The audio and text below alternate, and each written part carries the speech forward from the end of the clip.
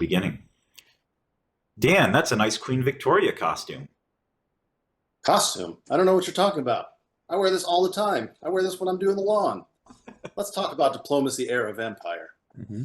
Start by talking about the setting for the game. Mm-hmm. Now, let me tell you a little bit about it from the back of the box.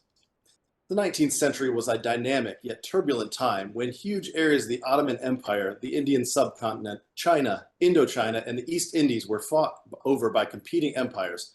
These 7 great empires vie for control as alliances are formed and trust is betrayed.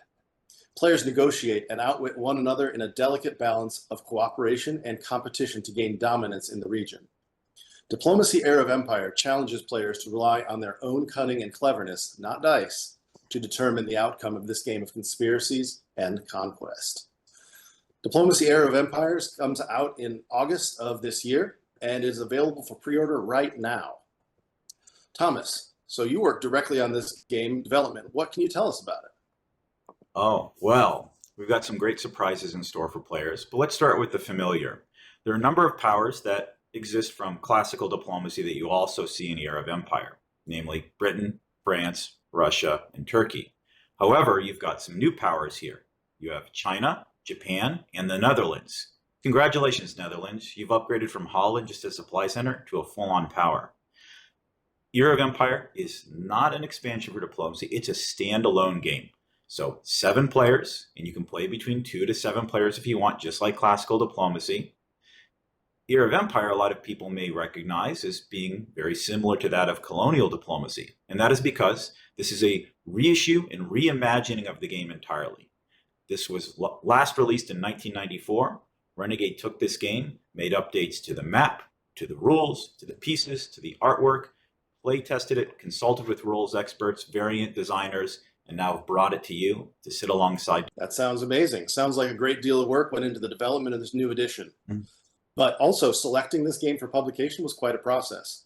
So the diplomacy obviously has such a great and storied history in the industry. And so there's lots of variations out there, including colonial diplomacy. But before we selected a reissue of colonial diplomacy, we evaluated a whole bunch of different variants and put it into a short list of ones to evaluate and talk through and make sure we were bringing the diplomacy community the best possible version that we could. And we're really happy with all the changes that were made to update this colonial diplomacy into this new version called Era of Empire. For those familiar with diplomacy, what can you tell us about how Era of Empire differs from the classic game? Yeah, so this is not just a simple port over of colonial into Era of Empire, nor is it just the same diplomacy. There are several unique mechanics to make a sort of different flavor of game if you're familiar with diplomacy. So one of those core game mechanic differences occurs in the build phase, or the so-called winter phase, as a lot of players call it. You have the ability to forward build units. If you own the supply center, you can build there. You no longer have just home centers. That mechanic is called conscription. Additionally, you have the ability during that build or winter phase to convert units from armies to fleets and fleets to armies so long as they sit in a supply center. Both of these mechanics actually derive from our many new players. I've taught the game over a few decades and a few thousand people, and these were the 2 mechanics consistently that players in learning the game have asked for. It was intuitive for them. So you know what? Let's make it part of a core mechanic for a game that we're re-releasing so they get what they want. There's a few other items that players will note as they look over the map. In classic diplomacy, you would mention explicitly in the rules that there's a land bridge that occurs between Denmark and Sweden, so armies can traverse those. Here we make it more explicit in that you have straits. That's where you have the yellow arrows on the map that indicate that you can have armies or fleets traverse from one side to the other. So now it is possible to go from Vladivostok in Russia all the way down to the southern Japanese islands and vice versa. Additionally, you have a sort of a unique canal mechanic in here. It's in diplomacy as well, where they have the Kiel Canal. The way that canals work in diplomacy is you have to park a fleet in that province where the canal is, in this case Kiel, before going out on the other side. You can't go directly from Baltic Sea to Helgoland Bight, you have to go the canal first. We've updated the Suez Canal, which originally required permission to pass through in the original colonial diplomacy release, and now it functions exactly the same as the Kiel Canal. This was done also intentionally to draw comparisons from one game to the other, so that way, if you know the rules of diplomacy, you can very easily jump into Era of Empire. Or if you're starting off with Era of Empire, you can jump into diplomacy and you have some of those same familiar elements. So there are a number of other mechanical differences that occur in here that are more related to the map. Going through playtesting, we made great adjustments to the provinces, their connectivity, the number of centers that are in place to balance it. In the original release of the game, there was greater emphasis placed on the ability for Japan or Great Britain to outlive the others or to interfere with others. We wanted to balance the power so that everyone had an equal chance to start the game. So the number of starting units has been modified to reflect that, and their adjacency has also been modified, so that way it makes for a more open game. So Dan, we've got a lot of great stuff with the maps, and we've played on some hand-drawn maps during the playtesting period, but it was wonderful to see the final map, which I see as your background on here. I didn't work on that part of the game, but you did. Can you tell me about the new map? Yeah, so the new map was done by it was updated by Rob Lazzaretti, who is a great illustrator, cartographer, map maker in the gaming industry. We've worked with him on several projects, and this one was no different. He did a great job. If you're not familiar with Rob's work, he's done some work on Dungeons and Dragons and other notable gaming industry games. So he's a great cartographer. So some of the things that we did in this particular one is that we have the map set up to have contrast between the pieces. So the pieces, the wooden pieces are specific colors, and you don't want those to be exactly the same so that they blend in, you can't see them. So we worked on the coloring and the variations and the various tones to make sure that there was enough variation that they could be seen easily and quickly. The other thing that's interesting about diplomacy, if you're a diplomacy player, you know this, is that unlike most board games, where you're sitting around the table and you're 6 to 12 inches from the board, in diplomacy, most of the action and negotiation takes place away from the table. So that means that people are viewing the board at a much greater distance than in a traditional board game. So this is different. So we had to have some strong contrast of the colors between them, make the lines bold and big and bold, so that they could be seen from a longer distance. There were also some other minor changes to the map when compared to colonial diplomacy, like removing the year counter, removing some of the names from the board, just to clean it up, give more access to the board, more play space, and make it a cleaner experience. Fantastic. So that reminds me, though, when the map changes were being made, we also decided to make some changes to the colors of the powers, as well as the piece shapes. That was an interesting process. Yeah. So Great Britain and France kept the same colors as in original diplomacy, but the Dutch were given their orange color as a national color. And I know that the Dutch players will be happy about that. The other powers were linked to colors of national importance for them. And we did remove green so that the red-green colorblind folks wouldn't be affected as much. So if anyone from classic diplomacy has trouble differentiating between Austria and Italy, the orange pieces from Era of Empire can be used, and it'll be a nice thing for them to be able to see it easier. So the pieces were sized. That's another interesting note, is that the pieces were sized to work with either game. So if you prefer the pieces from classic diplomacy, you can use them in Era of Empire, or vice versa. The pieces in Era of Empire can be used in classic diplomacy, or you can mix and match. They're all the same size. Very cool. Like the new piece shapes, though, those were also updated for Era of Empire. Yeah, totally. We know that longtime diplomacy players love their wooden blocks. Those classic wooden blocks were great. But we did want to update them a little bit, just like we did in the 6th edition of Diplomacy. We decided to keep the wood, but shape the meeples for Era of Empire for this specific time frame and setting. The armies are cavalry with their fun hats. The fleets are steam and sail ships that were popular at the time. These little details of making it kind of feel right for the time and place will really help players and the immersion of the gameplay. Yeah. Well, we are both fond of hats, so I appreciate having the kepis on those cavalry units. Mine's shiny. I don't know about yours. Mine's shiny. I got a tassel, okay?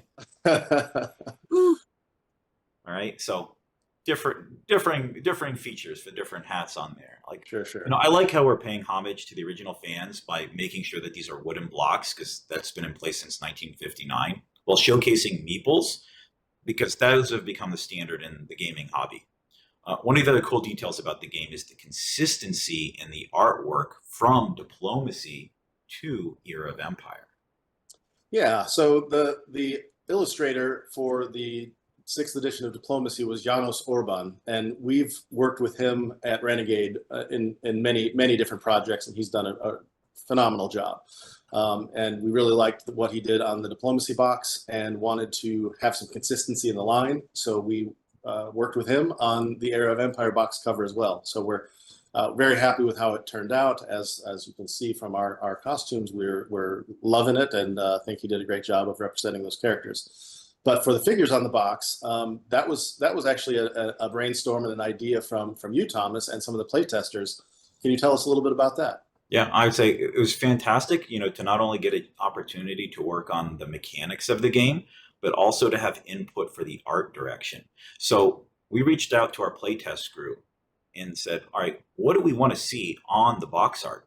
Well, because Diplomacy here used 3 characters to represent 3 powers, we decided for consistency to also go with 3 figures, but in this case, go specifically with 3 historical figures. So you have Queen Victoria. Deanna, thank you for paying homage to her today. Named the Victorian age, so she of course has to be front and center for this. You have Sultan Abdulaziz of the Ottoman Empire, and that's where I'm representing today. And you have the Empress Dowager of China, Zixi, represented there. So these are 3 powers that represent the West, the Central, and the East. Give us those 3 figures like we just had in the classic Diplomacy box. It's fantastic. The playtesters for this game were quite passionate, as you would expect from Diplomacy fans. They put a lot of work on updating the game. So we playtested in person, we playtested within Slack, we playtested within Discord, numerous games going back and forth, players providing their feedback through Google Forms directly to me, as well as in chats, relayed all that information, made multiple modifications to the map during the course of play, and came up with this final version that we're very pleased with. It takes a lot of time to go through, especially for any sort of Diplomacy variant that you're working on, because it's not just one player on one. You're creating balance between the 7 players, early game, mid game, late game. You're not only creating balance, but you're creating the feeling of balance between those players. So they feel like no matter what they draw, they have an opportunity to expand their empire and conquer the board.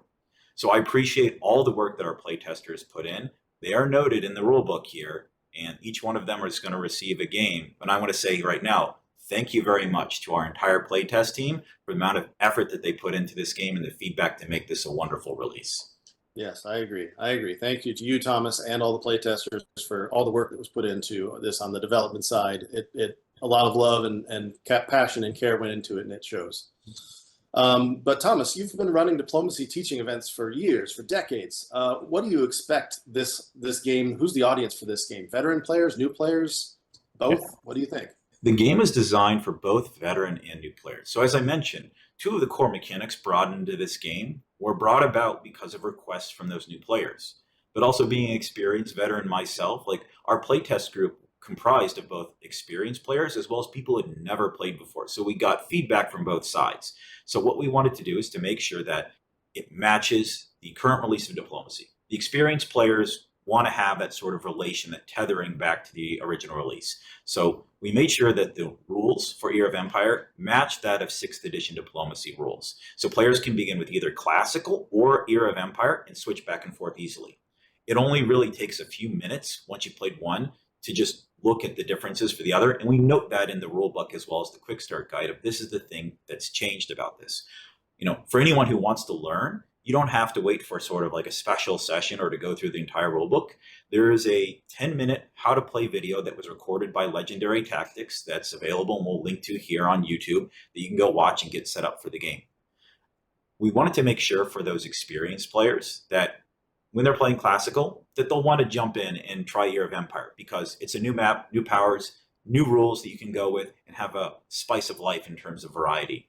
And for those new people coming in where they look at the box and they go, ooh, this seems like an interesting game, let me try it. That they may have no idea that there is a classical version of Diplomacy available, that they can go and play it and then learn, oh, wait, we have another game that's set in World War I. Let's go try that. So it's designed for both experienced as well as new players.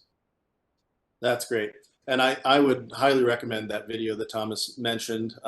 Thomas does the teaching. He does it on a giant walkable map. So it's on the floor, it's giant, and he walks around and does a really great job of simplifying, explaining everything. So I highly recommend that video. So Thomas, how can people play this game before the August release?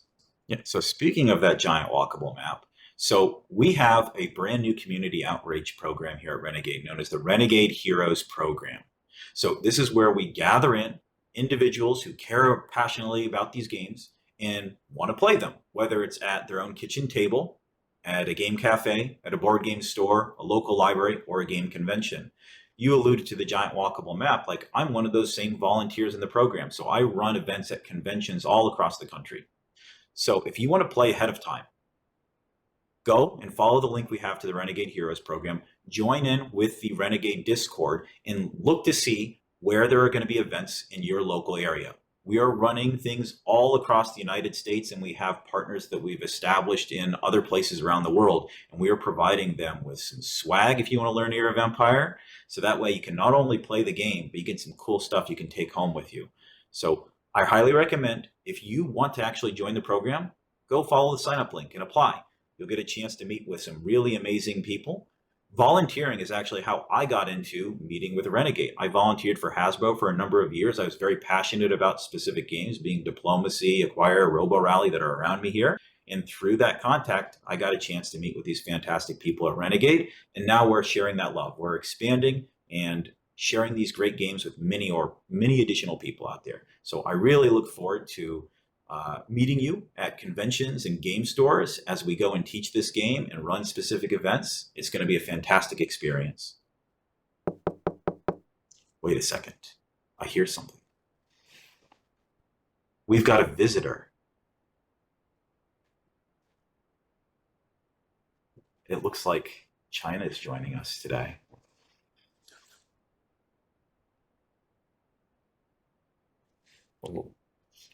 All right. So, sorry, Victoria. Turkey has just made an unbreakable game-long alliance with China. It's the end for Great Britain. Provided I do all the household chores for the next week. 2 weeks. Next 2 weeks. They call this the period of the Victorian Age for a reason. It's my time. The sun never sets on my empire, but it's about to set on both of yours. I'll see both of you on the board. Deal.